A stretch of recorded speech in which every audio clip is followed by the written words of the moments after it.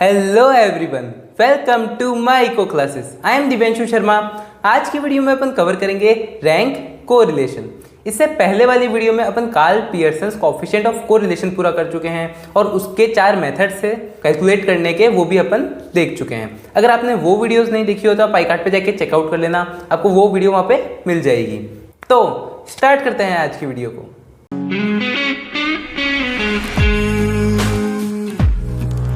Start करते हैं अपन rank correlation से। रैंक कोरिलेशन के नाम से ही अपन को पता चल जाता है कि किसकी बात हो रही है। यहाँ पे अपन कैलकुलेट करते हैं कोरिलेशन रैंक्स के बीच में। यानी मान लो फॉर एग्जांपल ऐसा हो सकता है कि कोई कंपटीशन चल रहा है, वहाँ पे 2 जज आके बैठे हुए हैं, ठीक है। अब उन जज ने 10 जने हैं, 10 को अलग अलग रैंकिंग दी है, फर्स्ट से लेकर 10th तक। तो उस रैंकिंग को, फर्स्ट जज की रैंकिंग को सेकंड जज की रैंकिंग से जब अपन कंपेयर करते हैं और उनके अंदर कितना तालमेल है, मतलब उनके बीच में कितना कोरिलेशन है, वही अपन कोरिलेशन से कैलकुलेट करते हैं। यही चीज़ अपन इसमें देखते हैं। यही चीज़ इसका एक तरह से क्या है, ब्रीफ में आपको मैंने बता दिया।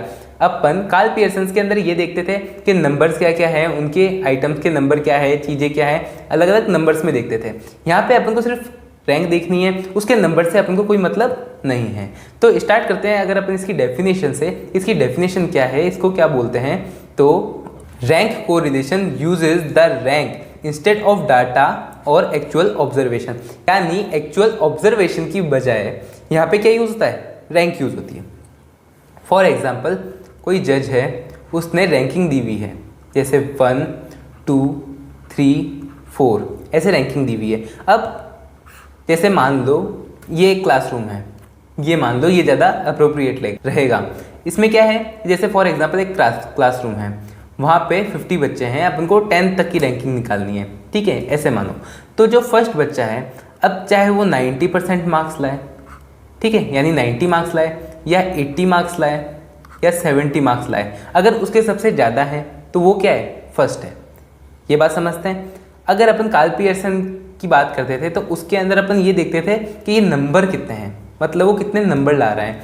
अपन जब बात कर रहे हैं रैंक कोरिलेशन की, तो इसमें अपन रैंक देख रहे हैं, अपन को इसमें नंबर से कोई मतलब नहीं है। तो इसमें क्या है, रैंक है। अब चाहे सेकंड वाला 90, 89 ले आए, उससे कोई मतलब नहीं, वो रहेगा तो सेकंड रैंक पे। तो इसलिए इसके अंदर अपन रैंक देखी जाती है। तो इसमें ही अपन क्या करते हैं, एक रैंक को दूसरे जने की रैंक से कंपेयर करते हैं। मतलब जो फर्स्ट जज है, जो रैंकिंग दे रहा है, उसकी रैंकिंग दूसरे जज की रैंकिंग से कंपेयर करेंगे, तो वो उससे क्या निकालेंगे, अपन रैंक कोरिलेशन निकालेंगे, ठीक है। और अपन क्या कह सकते हैं, we can say that in this method various items assigned ranks. सारे आइटम्स को क्या देते हैं, अपन एक रैंक दे देते हैं अकॉर्डिंग टू देयर कैरेक्टरिस्टिक्स, उनके कैरेक्टरिस्टिक्स के हिसाब से।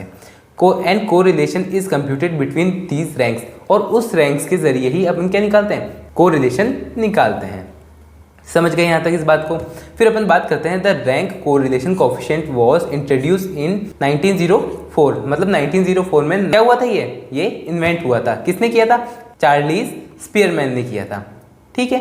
समझ गए इस बात को। इसलिए इसको अपन क्या कहते हैं, स्पीयरमैन्स कोरिलेशन ऑफ कोएफिशिएंट भी बोलते हैं, ठीक है। तो rank correlation also known as Spearman's rank correlation coefficient, ये अपन इसको बोलते हैं। और बात करें तो स्पीयरमैन्स रैंक कोरिलेशन कोएफिशिएंट को अपन डिनोट करते हैं रो से। इसको अपन, ये जो पी जैसा दिखता है ना, ऐसे मैंने यहाँ पे स्मॉल पी लिखा हुआ है, बाकी ये ऐसा होता है, थोड़ा सा पी जैसा नहीं होता है, ऐसे थोड़ा सा ये ऐसा फ्लैट जाता है नीचे ऐसा। तो इसको अपन बोलते हैं RHO, रो, ये अपन इसको बोलते हैं। समझ गए इस बात को। तो मेन चीज़ें अपन ने समझ ली है। अब अगर अपन आगे चलें, अपन इसको 3 सिचुएशन में कैलकुलेट करते हैं। किसको, रैंक कोरिलेशन को। जब सीधी सीधी चीज़ आती है, जब रैंक्स दी हुई होती है, सीधा रैंक्स गिवन है तो अपन उस रैंक्स को कैलकुलेट कर देंगे। फिर दूसरी चीज़ है जब रैंक नहीं गिवन होती है, नंबर्स गिवन होते हैं, मतलब उनके नंबर्स दे रखे होते हैं, अपन को उससे रैंक कैलकुलेट करनी होती है।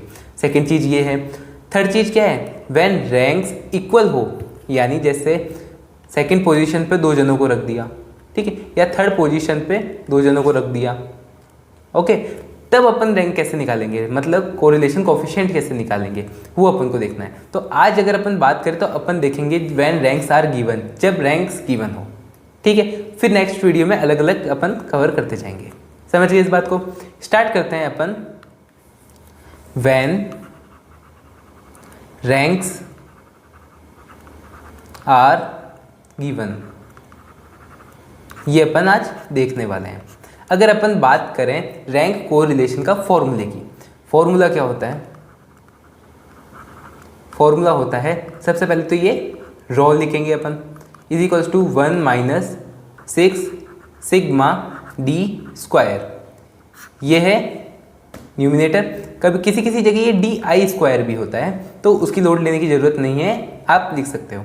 फिर नीचे होगा n, फिर ब्रैकेट में n स्क्वायर माइनस 1, ये हो जाएगा अपना डिनोमिनेटर। तो ये क्या है? ये फॉर्मूला है किसका? रैंक कोरिलेशन का। अब स्टार्ट करते हैं अपन कैलकुलेशन। कैसे कैलकुलेट करेंगे अपन इसको? तो अपन लिख लेते हैं यहाँ पे जज x, जज y, फिर अपन को चाहिए d। यहाँ पे जो d है ना, ये d कैसे निकलता है? जब रैंक 1 में से रैंक 2 माइनस करते हैं तब अपने पास d निकल जाता है। और बात करें अपन डी स्क्वायर की, तो डी स्क्वायर कैसे निकलेगा? जो भी d है उसका स्क्वायर कर दो, डी स्क्वायर निकल जाएगा। सिंपल बात है, ठीक है। तो यहाँ पे d कैसे निकलता है? d निकलता है R1 माइनस R2, यानी रैंक 1 माइनस रैंक 2। इसको अपन रैंक 1 बोलेंगे और इसको अपन रैंक 2 बोलेंगे। समझ गए इस बात को? फिर अपन को चाहिए डी स्क्वायर।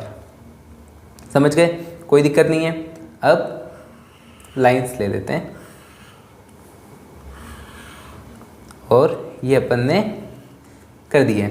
अब अपन सारे नंबर्स वगैरह ले लेते हैं। इसमें इतनी ज़्यादा चीज़ें निकालनी नहीं होती है, ये थोड़ा इजी होता है एज़ कम्पेयर टू काल पियर्सन की। और जो समझो उस हिसाब से आप देख सकते हो, किसी को वो चीज़ इजी लग सकती है, किसी को ये चीज़ इजी लग सकती है, ऐसा हो सकता है।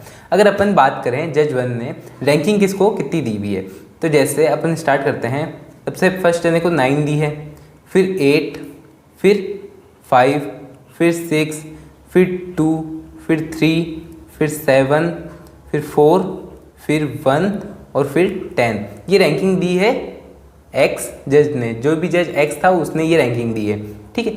जज सेकंड ने क्या रैंकिंग दी है, यानी जज वाई ने क्या रैंकिंग दी है?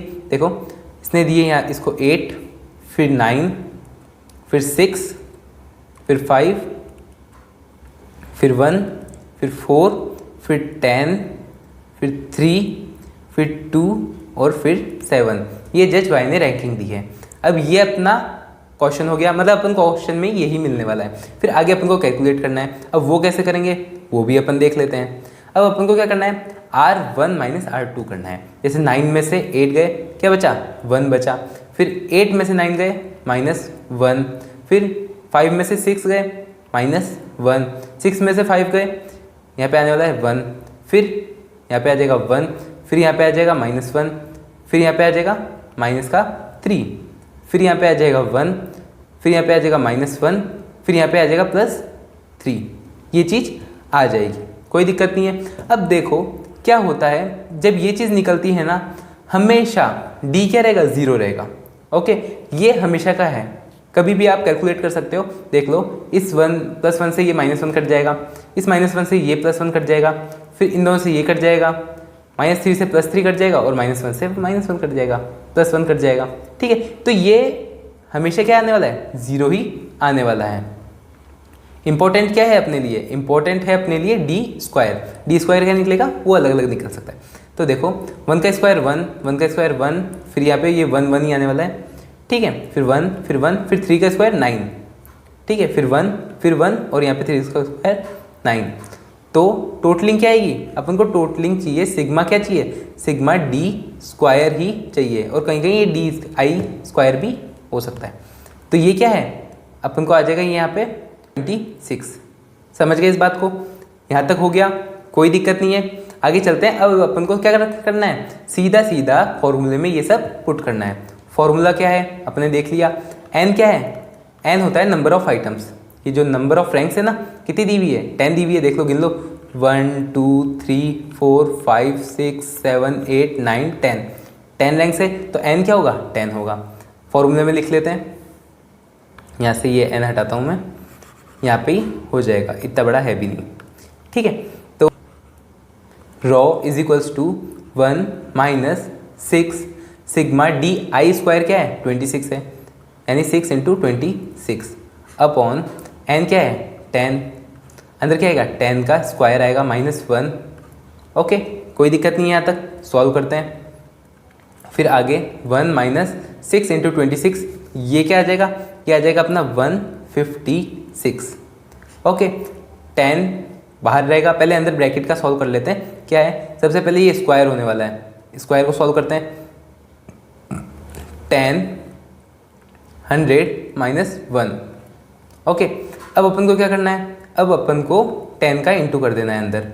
1 माइनस 156 अपॉन, यहाँ पे आ जाएगा 1000 माइनस 10। 10 पहले 100 से इंटू होगा 1000, और फिर 10 1 से इंटू होगा तो माइनस 10। क्या आ जाएगा, ये आ जाएगा अपना 1 माइनस 156 अपॉन 990। ओके, कोई दिक्कत नहीं है, 990 आ गया। अब अपन को क्या करना है, सॉल्व करना है। सबसे पहले ये डिवाइड को सॉल्व करना है। क्या आएगा, 1 माइनस 0.157।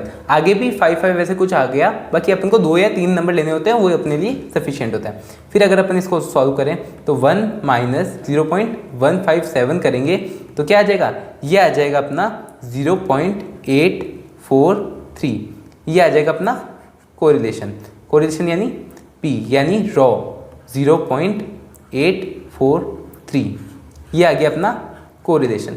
अगर अपन इसकी भी लैंग्वेज की बात करें तो अपन सॉल्यूशन आ जाएगा, ये क्या है, प्लस में आया तो पॉजिटिव कोरिलेशन है, और कहाँ से है, ये 1 से 0.75 के बीच में है। ठीक है, तो इसलिए क्या है, ये हाई